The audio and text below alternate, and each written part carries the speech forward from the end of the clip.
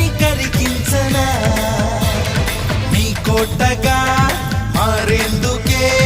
నా గుండె చాటుల్లో చోటున్నది నీ వాడిగా